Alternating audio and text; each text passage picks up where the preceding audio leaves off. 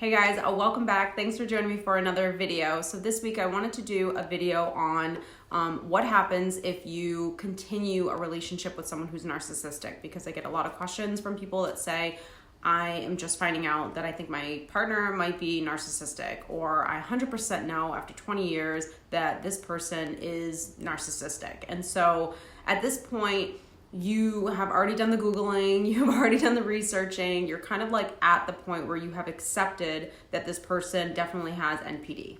Now, before we get into this video, if you have not already subscribed, don't forget to click subscribe down below and click on post notifications so you can be in the loop each week when I do upload a new video with a new topic. If you are interested in private coaching, group coaching, or my 9-week program, I will link all of that information down below as well for you. So if you are kind of at this crossroads, then you are contemplating this dilemma of whether or not you should stay in this relationship and try to make the relationship work, or whether you need to end the relationship. And I want to stress by saying something that you really have to accept is that a relationship takes two people. And I see so often where people put all of the responsibility on themselves, all of the blame on themselves, and they never realize that relationships are two people, and two people have to be willing and wanting the relationship to work. Now, I think a lot of the kind of just self-reflection on our own selves and never on the other person of whether or not this person is actually someone that I want to be with has to do with control, because on some level, a lot of people feel like they have control on whether or not this relationship works, and you really don't. You only have control over yourself and the effort that you put into the relationship, but at some point, if you're filling a tank and no one else is filling in the tank with you, you're gonna get absolutely exhausted. Now, the first thing we start to see with someone who has NPD is this need for control as well. And the tactics that they use to gain control are things like manipulation. The reason why this person seeks control so much is because their biggest fear is really abandonment. Their biggest fear is you seeing them for who they really are and leaving them and not being able to give them what it is that they need, which is that narcissistic supply.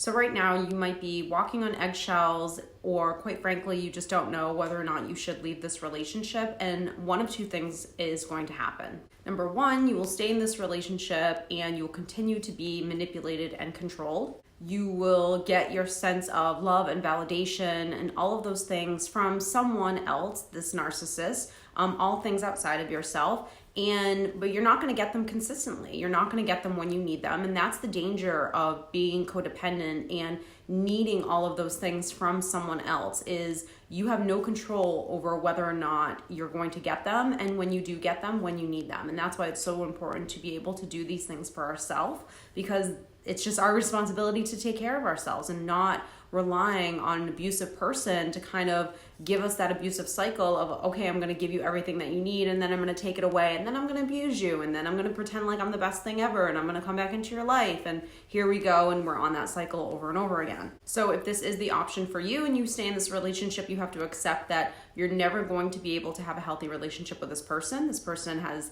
no empathy whatsoever. They're never going to be able to sit in a space for you. When you become vulnerable, don't expect to be validated. Don't expect to get things from this person, but then be let down. Expect to just go on this emotional roller coaster every single day for the rest of your life with this person. This relationship is all about them. It is not about you. And so if you are a person, I hope you're not, that you can deal with that, then that's the route that you're going to take, and this is the relationship that you're going to be on. So everything that you think, how you feel, the things that you really wanted out of a relationship, you're never going to get. There are people that have been with someone who's narcissistic for years, and perhaps it took 20 years, perhaps it took 6 months, and whatever amount of time it took, you experienced enough pain that you began to wake up. And so you started to have kind of like that spiritual awakening where, and it might have started with you just Googling certain things like, why does my partner do this?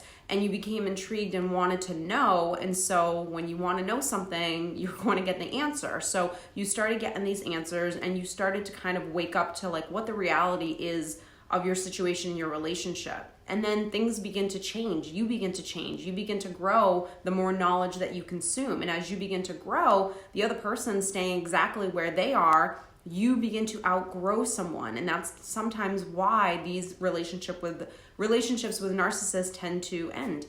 So as you begin to wake up, so to speak, you're going to evolve past this relationship. You're going to say, okay, I don't want this relationship anymore, and you're going to end it. Now, if you're a person who hasn't had that spiritual awakening or is still asleep, so to speak, then you're going to continue this abusive cycle over and over and over again because you're very much unaware, asleep, whatever the word is that you want to use, to the fact that you are actually in this type of relationship. So when people ask me, hey, I was with this narcissist for years, the relationship ended for whatever the reasons, and they just jumped into another relationship with another person and they've been together for 20 years, or they got married right away and now they're having a baby. You can't take what someone does so personally, number one, as if it had anything to do with you and that you lack something and what does this person have that I don't have. You just can't play that game because basically you're awake and that person that they're now with is essentially asleep. They're unaware to the relationship that they're in and the partner that they have. Perhaps they're in a 3-year, 5-year, 7-year span of love bombing, right? Like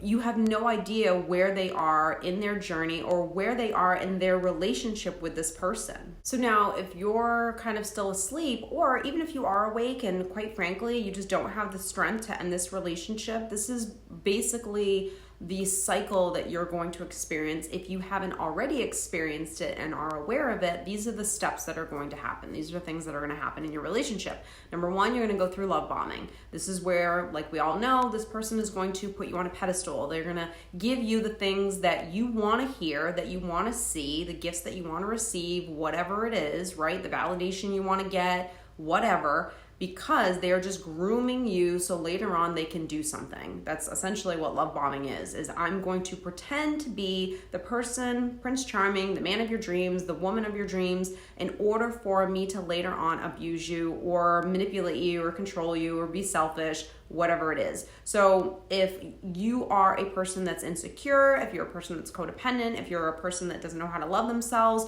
all of these things that this person is going to give you is going to be air to you, right? It's going to be the things that you need in order to survive, be happy, be content, because you're getting all of the things that you really need from outside of yourself and you're getting them consistently. So this is when all of a sudden you're going to think, wow, this person's my soulmate. Wow, I finally found someone that understands me, because you're getting this character. You wanted Prince Charming and here you go. You're going to get him. But of course, it will come at a cost because what you're getting are just bits and pieces of a high. So this person is essentially a drug and you are addicted to this drug. You're addicted to this love. You're addicted to this validation. You're addicted to this sex. You're addicted to the gifts that they give you. You're addicted to someone telling you that you're the best person that they've ever had. You're addicted to all of these things that this person is doing, perhaps because you've never gotten them before. And so you finally feel like you found this person because, again, you haven't learned how to give them to yourself. You haven't healed a lot of these wounds to know that this cycle, to basically see this cycle. So if you don't understand any of this stuff, then when you are in the love bombing phase, you're going to feel like it's love when it's actually not love. It's an unhealthy addiction. So once the grooming has kind of stopped, this is when the real manipulation and control tends to happen. So you have to understand, a narcissist, the only thing they're concerned about is their agenda. It's almost like a selfish child. They kind of want what they want when they want it. So in order to get what they want, they know that they have to do certain things in order to be able to go on a trip with their friends, cheat, lie, possibly steal, buy something for themselves, whatever it is that they want to do, whatever it is that's going to kind of soothe themselves and feel good for themselves. Remember, narcissists are very selfish in the moment type of people. So a lot of the times when manipulation really happens in relationships from an abuser, the person that is receiving the abuse, we can call this person the victim, they're unaware as to what has happened prior to the manipulation in order for the manipulation to really work. Because a lot of people will say, I don't even know when I'm being manipulated. And the reason why you don't know is because you just got groomed, whatever, the day before, the week before, the hour before, whatever the case is. you were kind of like set up, so to speak, in order for someone to kind of come in and manipulate the situation in order for them to get what they want. So if an abuser has kind of groomed you and then all of a sudden comes in one day and starts wanting something or wants to go somewhere or wants to do something or whatever it is, right? You're going to just conform and not really think about, how do I feel? What do I want? Is this okay? Should this be happening? Is this the type of relationship that I want where my partner does this? Whatever, right? I know these are general things. But you don't really ask yourself what you want, how do you feel? Because in your mind, you look at it like you have a great partner because X, Y, and Z just happened. And so you don't really ask yourself what it is that you want, how do you feel, and what you think. You just kind of say yes, and you let the manipulation happen, or you let the what your partner wants happen without really deciding whether or not you are okay with what it is that they're asking. And this is where you're not used to staying connected with what you think and how you feel.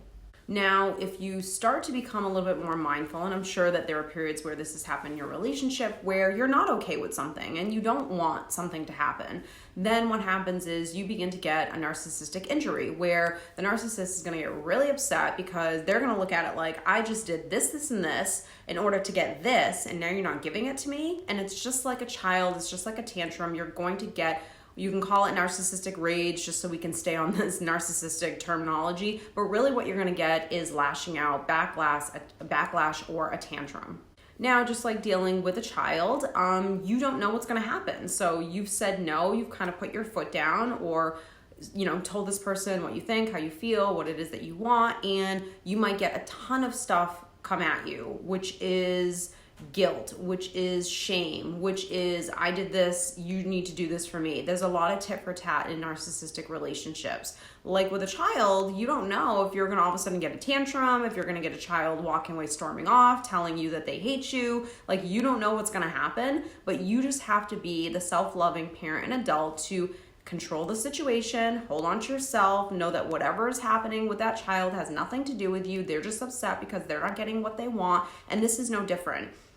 The hard part with this is because you're actually dealing with an adult, and so, or a physical adult, but emotionally you're dealing with a child. But unfortunately, when we look at this person, we assume, we think, we have the expectation that they know how to handle themselves, when in reality they don't.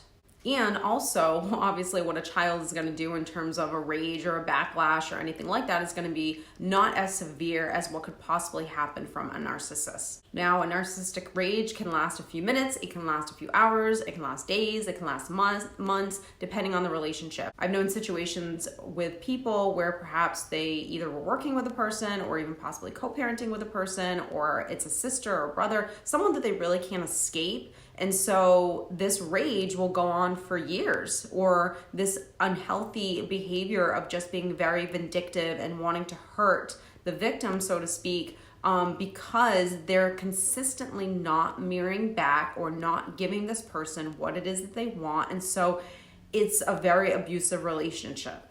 Now, if you are in this relationship and you're not strong enough to handle this type of rage, and no matter what it is, it could be verbal abuse, it could be physical abuse, it could be intimidation, it could be heavy manipulation, it could be guilt, it could be silent treatment, it could be passive aggressive behavior, it could be a lot, it could be withholding, it could be a lot of different things. If you're not, I don't even want to say strong enough, because I think if you're in a relationship with this person, it's almost, and this is why they say go no contact, because it is almost impossible for a human being to be as strong as someone who is narcissistic, because you're human.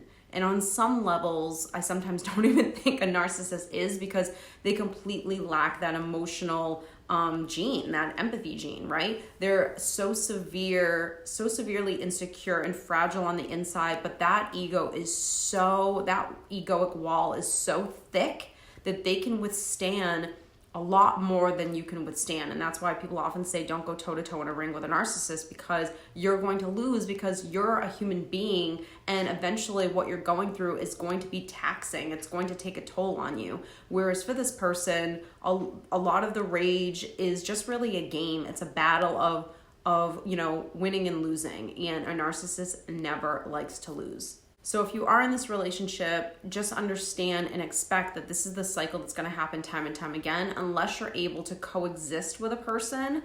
And really what that means is you exist and they exist. You don't expect nothing from them in any way, shape, or form. It's almost like living with a stranger. It's like almost like living with a roommate where you don't talk a ton. Obviously, you're going to speak to each other, but there's nothing real deep that you're going to get from this person.